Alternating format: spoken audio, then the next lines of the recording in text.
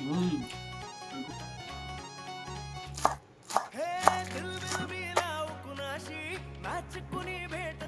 लसूण, बारीक केलेली मिरची, कांदा, 1 वाटी बेसन पीठ, अर्धा वाटी तांदळाचे पीठ, कोथिंबीर, जिरा, मीठ,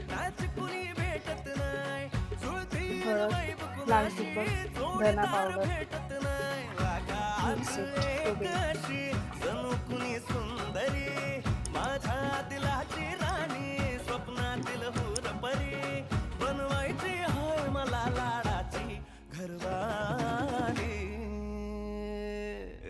मराठमोळी थोडीशी साधी भोळी, स्वागतीचा भारी बायको पाहिजे नखरेवाली.